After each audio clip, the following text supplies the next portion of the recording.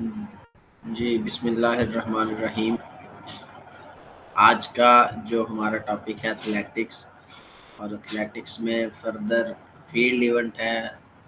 जैसा कि हम पहले डिस्कस कर चुके हैं, एथलेटिक्स में ट्रैक और फील्ड के इवेंट होते हैं, उसके अलावा जो रोड इवेंट होते हैं। तो मुख्तलिफ़ तरह के जो इवेंट हैं वो ट्रैक एंड फील्ड में एथलेटिक्स में आते हैं। एथलेटिक्स में तो आज का जो हमारा टॉपिक है वो स्पेसिफिकली फील्ड इवेंट। और फिर फील्ड इवेंट में जो है अगर फील्ड इवेंट देखा जाए तो इसको दो हिस्सों में जो तकसीम वो किया जाता है। एक आ जाता है थ्रोज और दूसरी जंप। तो आज के लेक्चर में हम जो जंप्स को कर रहे हैं, हॉरिजॉन्टल जंप करेंगे। हॉरिजॉन्टल जंप की दो टाइप्स हैं। सबसे पहले तो general rule of field event देखेंगे, उसके बाद हॉरिजॉन्टल जंप। तो इसकी दो टाइप्स हैं, लॉन्ग जंप और ट्रिपल जंप, दोनों को डिस्कस करेंगे। और उसके बाद जो फेजेस हैं ये जो हॉरिजॉन्टल जंप के और या जो डिफरेंट जंपिंग टेक्निक हैं, इनको हम आज के लेक्चर में डिस्कस करेंगे। तो सबसे पहले चलते हैं फील्ड इवेंट। तो जो फील्ड इवेंट है, ट्रैक हम कर चुके हैं। फील्ड इवेंट जो है उनको दो कैटेगरीज में तकसीम किया जाता है। एक को जंप्स कहते हैं और दूसरा थ्रोज कहलाती हैं। जंप्स जो हैं उसको फर्दर फिर अगर डिवाइड किया जाए तो दो कैटेगरी में उसको डिवाइड किया जा सकता है। एक को हॉरिजॉन्टल जंप कहते हैं और एक को वर्टिकल जंप। हॉरिजॉन्टल जंप में क्या होता है कि जो एथलीट है वो फासला तय करता है आगे की जानब, यानी कि जो उसकी लंबाई है, आप भाग के जा रहे हैं तो सामने की तरफ जो अपना फासला है वो जितना ज़्यादा वो जंप लगा के कवर करता है उसको हॉरिजॉन्टल जंप में कहते हैं। और वर्टिकल जंप में क्या है, वर्टिकल जंप अमूदी होता है, यानी कि आप बुलंदी की तरफ, आसमान की तरफ जो है वो जंप के ज़रिए जितना फासला तय करते हैं उसको वर्टिकल जंप में कंसिडर किया जाता है। तो दो इकसाम हैं हॉरिजेंटल की, और दो ही इकसाम आगे फर्दर जो वर्टिकल जंप की हैं। हॉरिजेंटल में आ जाता है लॉन्ग जंप है और ट्रिपल जंप है। और जो वर्टिकल जंप है तो उसमें जो फासला जैसे आपको बताया कि ऊपर की तरफ कवर किया जाता है, तो उसमें एक हाई जंप आ जाता है और एक पोल वाल्ट है।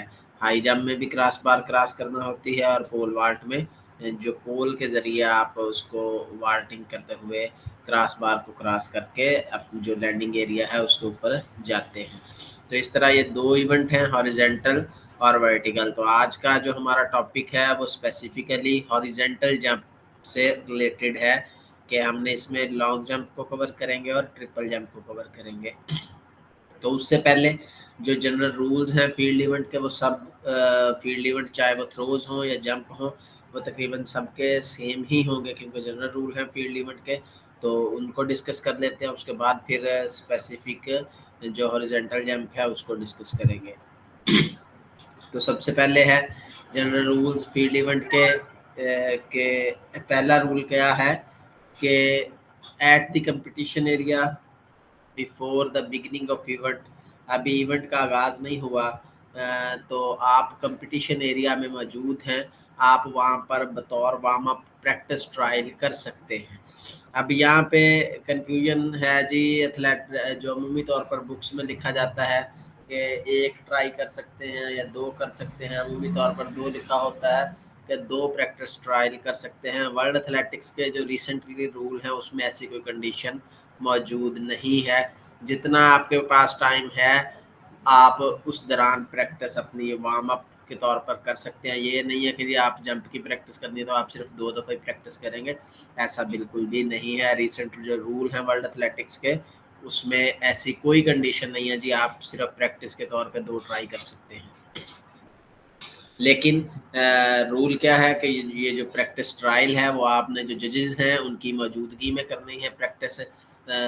और जब इवेंट का आगाज़ हो जाएगा, मुकाबले का आगाज़ हो जाता है, उसके बाद एथलीट को इजाज़त नहीं होगी कि वो रनवे को, टेक ऑफ एरिए को या सेक्टर को या किसी भी जो खेल से मुतल्लका उस इवेंट से मुतल्लका जो भी एरिया है उसको बतौर प्रैक्टिस के तौर पर इस्तेमाल करें। तो उसकी जो इजाज़त जो है वो नहीं होती। इवेंट से शुरू होने से पहले इजाज़त है, आप कर सकते हैं प्रैक्टिस ट्रायल। वार्म अप के तौर पे, लेकिन जब इवेंट शुरू हो जाएगा, चाहे जजेस मौजूद भी हों, जब इवेंट शुरू हो जाएगा तो उस वक्त प्रैक्टिस की भी जो आपको परमिशन नहीं होती। इन ऑल फील्ड इवेंट में रनवे यूज्ड, सबसे पहले तो आप देखें कि फील्ड इवेंट के कौन कौन से इवेंट हैं जिसमें रनवे इस्तेमाल होता है। उसमें अगर थ्रोज में देखा जाए तो थ्रोज में सिर्फ एक है, जेवलिन थ्रो है, तो उसमें रनवे इस्तेमाल होता है।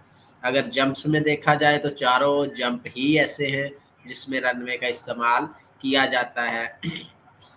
तो जो रनवे जहाँ पर इस्तेमाल किया जाता है वहाँ पर मार्कर रखने की इजाज़त होती है। मार्कर यानी कि निशानियाँ आप लगा सकते हैं कि आप भाग के आ रहे हैं, तो आप अपनी निशानी के तौर पर कि मैंने इस एरिए से अपना जो रिदम में आना है, मैंने फ्लाइट लेनी है, मैंने क्या करना है, तो आप उस मकसद के लिए जो मार्कर है उनका निशानियां हैं वो लगा सकते हैं, लेकिन वो बिल्कुल रनवे के दरमियान में नहीं लगाएंगे, बल्कि रनवे जो पड़ा है आप उसके साइड के ऊपर कोई कोन की शक्ल में रख दें या कोई और चीज़, तो उससे आपको ये आसानी रहती है। तो मार्कर आप लगा सकते हैं रनवे के साइड के ऊपर।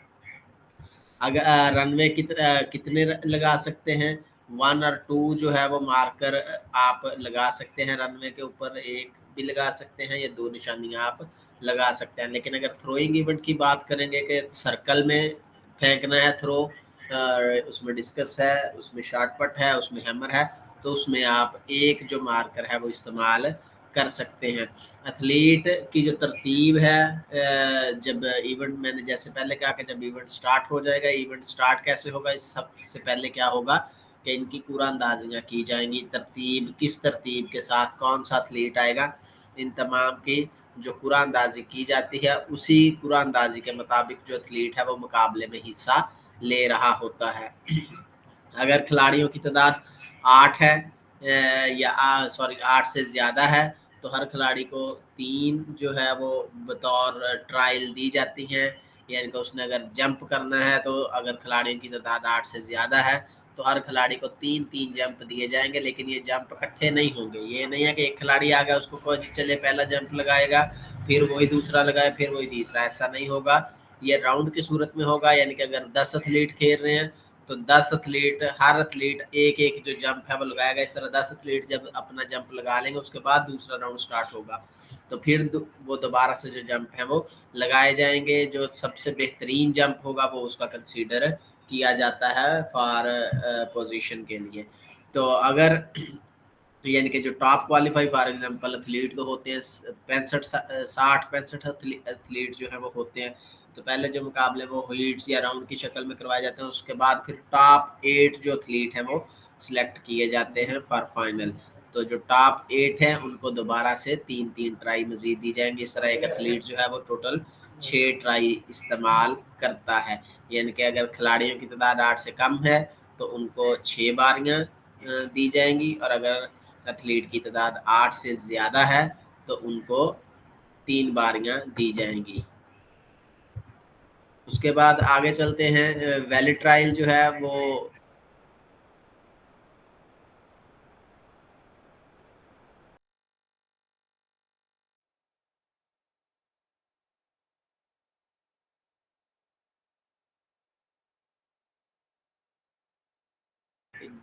खिलाड़ी जंप लगा दिया है, जजेस हैं वो बैठे नोट कर रहे होंगे। अगर तो आप, आवाज आ रही है मेरी? जो फ्लैग है वाइट कलर का, वो इस बात की इंडिकेशन होगा कि आपकी जो ट्राई है वैलिड है और आपने जो इसकी पैमाइश है वो की जाएगी।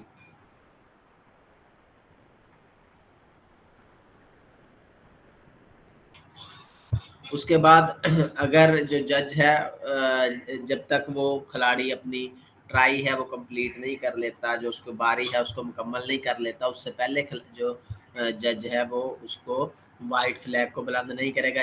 यानी कि कंप्लीट प्रोसेस, ये नहीं है कि जंप लगा लिया है तो वो साथ ही देखे कि जी अब ये गिर गया है लैंडिंग एरिया में तो साथ ही वो फ्लैग बुलंद कर देगा, ऐसा नहीं है। जब तक वो उस एरिया से बाहर नहीं आएगा, यानी कि जो लैंडिंग एरिया है उससे बाहर नहीं निकल सकता, क्योंकि लैंडिंग एरिया से बाहर निकलने का भी कानून के मुताबिक एक तरीका है। तो हो सकता है वो खिलाड़ी वहां पर कोई जो है वो फाउल ना कर दे, तो जब तक उसकी मुकम्मल नहीं हो जाएगी ट्राई तब तक वाइट फ्लैग बुलंद नहीं किया जाएगा। अगर वैलिड ट्रायल है तो वाइट फ्लैग होगा, अगर इनवैलिड ट्रायल है यानी कि कोई फाउल उसने खेला तो रेड कलर का जो फ्लैग है वो बुलंद कर दिया जाएगा। वो इंडिकेट किस चीज़ को करेगा कि इसकी मेजरमेंट नहीं की जाएगी। अगर वाइट कलर का फ्लैग है तो जो इंडिकेट करेगा कि इसकी मेजरमेंट की जाएगी, तो जो मेजरमेंट करने वाले जो स्टाफ होता है वो साथ ही उसकी मेजरमेंट उस फ्लैग को देखते हुए वो करना शुरू करते हैं। तो एक राउंड में एक जो खिलाड़ी है उसको 1 मिनट दिया जाता है कि उसने 1 मिनट के अंदर अपनी जो कोशिश है वो शुरू करनी है। अगर 15 सेकंड रह जाते हैं, खिलाड़ी कोशिश अपनी शुरू नहीं कर रहा, 15 सेकंड रह गए हैं, वो अभी तक रनवे के बैक साइड के ऊपर खड़ा है और उसे कोई परवाह नहीं है, तो उसका टाइम गुजर रहा है, तो जो जज बैठा है वो येलो रंग की जो झंडी है उसको बुलंद करेगा, उसको इंडिकेट करेगा कि आपका जो गिवन टाइम आपको दिया गया है वो 15 सेकंड बाकी है। अगर इस दौरान वो अपनी कोशिश शुरू कर देगा तो फिर उसे रोका नहीं जाएगा, उसको जो उसकी कोशिश है वो कंप्लीट करने दी जाएगी। अगर 15 उसने इस दौरान भी कोशिश शुरू नहीं की और 15 सेकंड गुजर चुके हैं तो उसके बाद उसको उस राउंड में जो जंप है वो करने की इजाज़त नहीं दी जाएगी, चाहे वो जंप हो या थ्रो हो। ये हम जनरल रूल जो है वो डिस्कस कर रहे हैं। ये किसी भी जो फील्ड इवेंट है उसमें सब में यही रूल जो है वो अप्लाई होते हैं। अगर फॉर एग्जांपल 2 ही खिलाड़ी बच गए हैं, तो एक खिलाड़ी लगा रहा है जंप, तो उसके बाद दूसरा, तो तब 1 मिनट का जो वक्फा है वो नहीं दिया जाएगा। तो फिर जो वक्फा है 2 मिनट का जो है वो दरमियान में दिया जाएगा। अगर आप जंप लगा रहे हैं तो 2 मिनट का वक्फा, थ्रो कर रहे हैं तो 2 मिनट का वक्फा, सवाए पोल वाल्ट के। पोल वाल्ट में जो वक्फा है वो फिर 3 मिनट का दिया जाता है, यानी कि 2 खिलाड़ी रह गए हैं, बाकी सारे निकल गए हैं, 2 मुकाबला कर रहे हैं अभी तक, तो एक खिलाड़ी ने अपनी जो कोशिश है वो पूरी कर ली है, अब दूसरे की बारी है तो वो करेगा। तो अब जो पहला है उसको उस दरमियान का 3 मिनट का जो वक्फा है वो होना ज़रूरी है।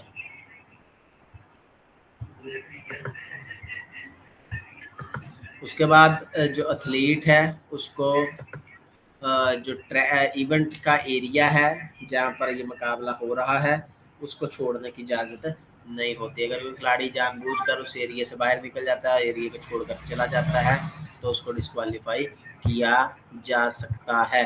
तो रेफरी जो है उसके पास अथॉरिटी होती है कि वो वेन्यू को चेंज कर सकता है, जगह को चेंज कर सकता है, टाइम को चेंज कर सकता है, अगर उसकी जो राय है उसमें ये उसको वो जस्टिफाई कर रहा हो कि सूरत हाल ऐसी है, फॉर एग्जांपल ओपन एरिया है और आप वहाँ पर इवेंट खेल रहे हैं, बारिश आ गई है, तो इवेंट जो है वो जारी रखना पॉसिबल नहीं है, तो सूरत में जो रेफरी है वो मैच उस वक्त कंपटीशन को मंसूख कर सकता है। मंसूख नहीं करेगा, उसको पोस्टपोन कर देगा, नया जो टाइम है वो दे देगा। अगर इन केस आपके पास इंडोर फैसिलिटी भी अवेलेबल है तो वो वहाँ से उस मुकाबले को उस जगह से हटाकर दूसरी इंडोर वाली जो आपके पास फैसिलिटीज़ है वहाँ पर भी उसको मूव कर सकता है। ये रेफरी की अथॉरिटी है, लेकिन कब मूव करेगा, जब एक मुकम्मल राउंड हो चुका होगा। फॉर एग्जांपल 8 खिलाड़ी थे तो अभी 6 खिलाड़ियों ने जंप लगाया है, तो जो 2 अभी रहते हैं, तो इस सूरत में जो है वो वेन्यू चेंज नहीं होगा। कब तक, जब तक के तमाम 8 खिलाड़ी भी अपना वो जो पूरा राउंड है उसको मुकम्मल ना कर लें। जब वो राउंड पूरा कर लेंगे उसके बाद जो है वो अगर चेंज करनी है जगह को, टाइम को चेंज करना है, मुकाबले को रोकना है, तो उस सूरत में जो उसका फैसला रेफरी करता है। तो एथलीट की जो पैमाइश है वो कौन सी की जाएगी, उसने अगर 6 ट्राइज की हैं तो 6 में सबसे जो बेहतरीन ट्राई है उसकी, वो उसकी पोजीशन के लिए शुमार की जाएगी। तो ये उसके हैं general rule of field event. यहाँ तक कोई कंफ्यूजन है अगर किसी को, वो पूछ सकता है। सर ये 2 मिनट का जो वक्त